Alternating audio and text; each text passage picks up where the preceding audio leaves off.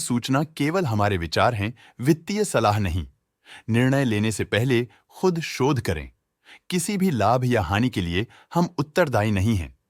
रिडको logistics ने अपनी नई शेयर होल्डिंग रिपोर्ट्स रिलीज की हैं, जो फाइनेंशियल ईयर के क्वार्टर और पहले हाफ को कवर करता है, जो सितंबर 2024 के 30 तक चलता है। ये रिपोर्ट कंपनी के शेयर्स की डिटेल्ड जानकारी देता है, जिसमें promoters, promoter groups, foreign investors, public investors और सरकारी एंटिटीज शामिल हैं। प्रमोटर्स शेयर होल्डिंग 2024 के जून में 73.04% से 2024 के सितंबर में 63.12% तक डिक्रीज हो गया। ये डिक्रीज दिखाता है कि इस टाइम पीरियड में कंपनी पे प्रमोटर्स का कंट्रोल कमजोर हुआ है।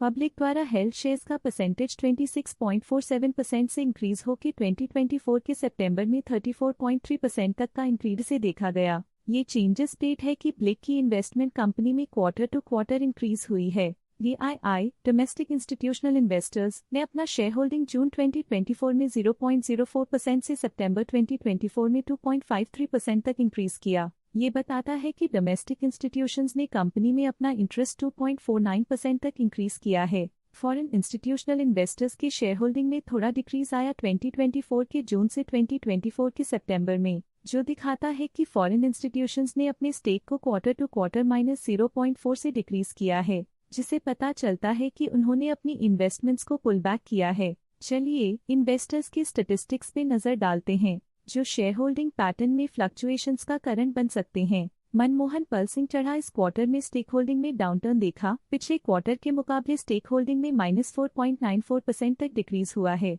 संजीव कुमार इलवाड़ी इस क्वार्टर में स्टेक होल्डिंग में डाउनटर्न देखा। पिछले क्वार्टर के मुकाबले स्टेक होल्डिंग में -2.65% तक डिक्रीज हुआ है। मनमोहन सिंह चढ़ाहोफ इस क्वार्टर में स्टेक होल्डिंग में डाउनटर्न देखा। पिछले क्वार्टर के मुकाबले स्टेक होल्डिंग में -0.02% तक डिक्रीज हुआ है। Ridco leasing and finance private limited इस क्वार्टर में स्टेक होल्डिंग में डाउनटर्न देखा। पिछले क्वार्टर के मुकाबले स्टेक होल्डिंग में -2.31% तक डिक्रीज हुआ है। विक्रम सिंह की फाइनेंशियल परफॉर्मेंस में एक सिग्निफिकेंट डिफरेंस देखा गया है, जो -0.26% है।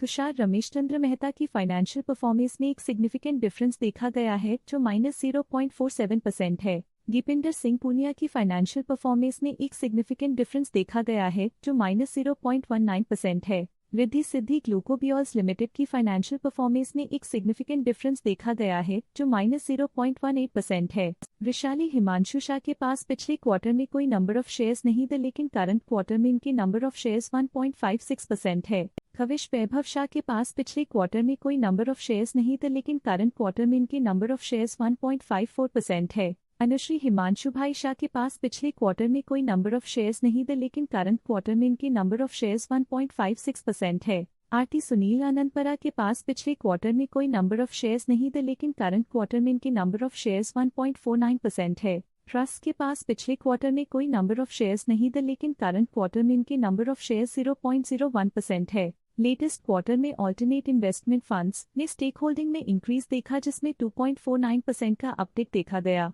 HDFC small cap fund current quarter में 5.87% शेयर्स के साथ कंपनी में एंटर किया, जबकि प्रीवियस क्वार्टर में उनके पास 0% शेयर्स थे।